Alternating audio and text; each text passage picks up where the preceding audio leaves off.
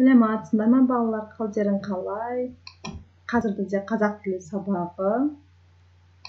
сабағымызды бастамас бұрын балалар, мен сіздерге мынандай ойын ойнауды ұсынамын. Мен қазір сіздерге сөздер айтамын.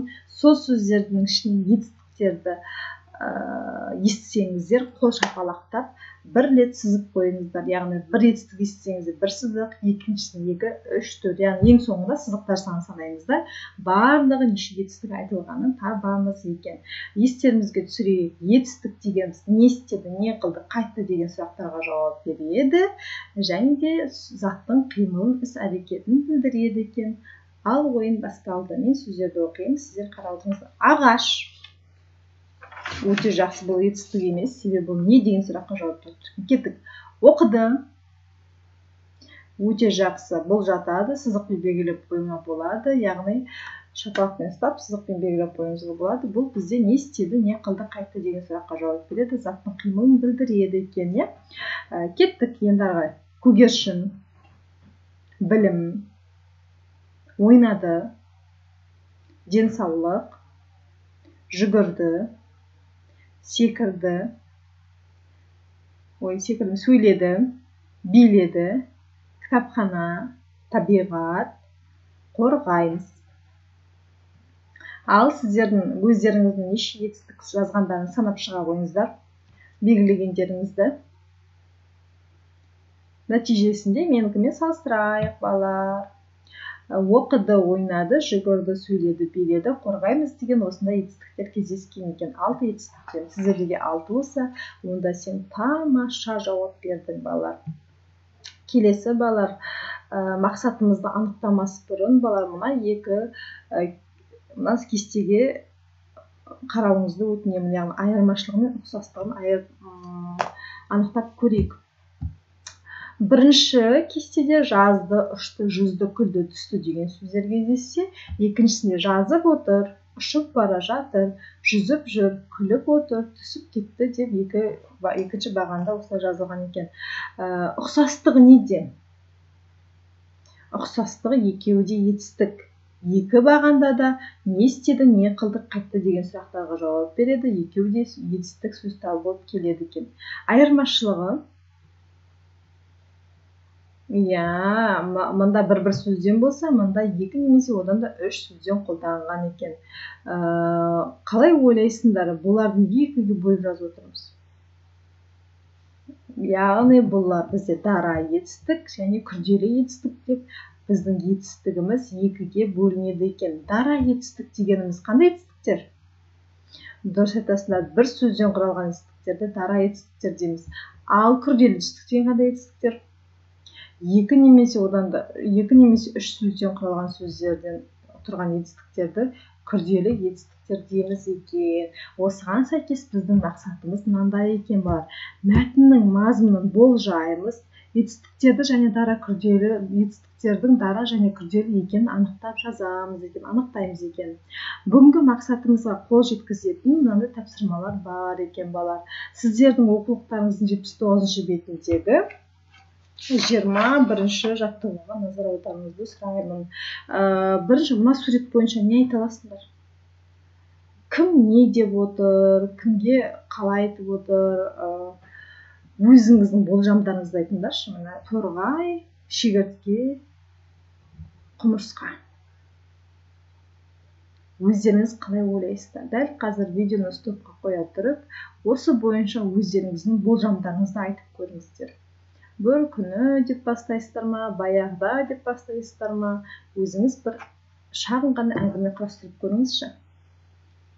Видеоны стопқа қойып, құрастыруға болады, балалар.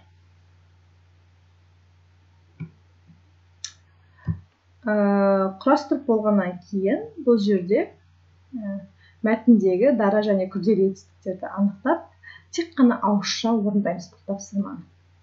Ауызша ғана. Келесі, балалар, біздің мақсатымызға қол жеткізетін тапсырма. Бұл 79-шы беттегі 22-ші жаттығу. Өзі мықты не деген, жүгі қандай зор еді, тиіп-тийтіндей денемен тау көтеріп келеді. Бұл не екен, балалар? Әрине, бұл бізде құмырсқа екен.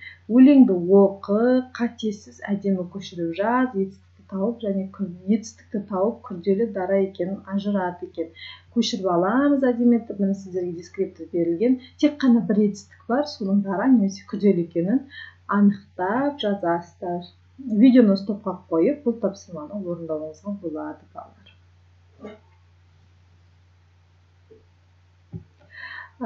Келесі, балалар, жаралы көгершін. Жаралы көгершін деген сөзді естігенде не ойлайсыздар? Қандай болжам жасай аласыздар? Не туралы болуы мүмкін? Жаралы көгершін туралы өте жақсы. Ары қарай оқиық. Ахмет бірде жаралы көгершінді тауып алды. Оны аяп, үйіне алып келді. Денесін суық сорған дірілдей береді. Ары қарай не болды деп ойлайсың? Көгершінге көмектесті ме? Жазылып кетті ме? Қалай ойлайсың? Жақсы, ары қарай кім сені тастап кеткен, Мұндай бұзық баладан қандай адам шығар дейсің? Деп анасы құстың жарақатына дәрі-дәрмек жақты. Құстың қанатының астында тілік бар екен.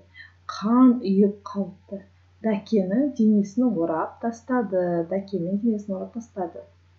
Қалай ойлайсыңдар? Көгершін жазылып кете ме? Оның енді қанаты қайтып ұшуға келе ме? Өз ойларыңды айтыңдаршы маған. Ары қарай қалай болды деп ойлайсыңдар? Бір аптадан кейін жарасы жеңілдеді. Көгершін қанатын қомдай бастады, яғни сермей бастады деген сөз ғой. Ары қарай осыған сәйкес дескриптор мәтінді оқып шығасыздар, жоспарды жалғастырасыздар. Сіздердің оқулықтарыңыздың 80-ші бетінде жоспар басталған екен, сіздер соны жалғастырып жазасыздар. Келесі әңгімені етістіктерді дара және күрделі екенін ажыратасыздар. Яғни сіздер деген дәптерлеріңізді екіге бөлесіздер, дара және күрделі деп жазасыздар. Ішінен дараларды бір жаққа, күрделілерді бір жаққа теріп жазасыздар, балалар.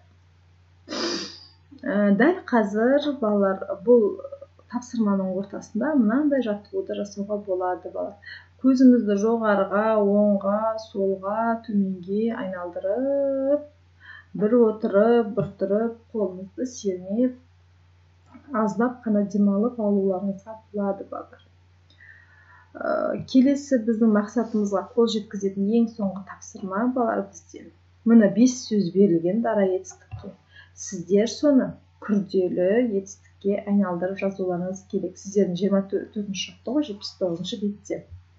Өсті, мысал, бұл дара етістік. Өсіп келе жатыр деп жазуға болады, немесе өсіп тұр деп айналдыруға болады екен, балалар. Келесі, балалар, біздің басындағы мақсатымыз мынандай болды. Мәтін мазмұнын болжау. Біз бүгін сабақта болжадық, айттық өз ойымызды. Етістіктің дара және күрделі екенін ажыратып анықтау екен. Егер сіздер осы екі қойылған мақсатқа жеңіл түрде оңай орындап тапсырманы орындасаңыздар, өзіңізді мына баспаға қоюыңызға болады. Егер тағы да кедергілер болса, түсінбей қалсаңыздар, дараны күрделіге айналдыра алмай қалған болсаңыздар, тағы да жетілдіру тапсырмаларын орындаймыз. Егер мүлдем қойылған мақсатқа жетпесеңіздер, балалар, онда біз әлі сізбен жұмыс танамыз, балалар. Бүгінгі осымен қазақ тілі сабағы аяқталды, балалар. Тапсырмаларды орындап болады екен. Сау болыңыздар.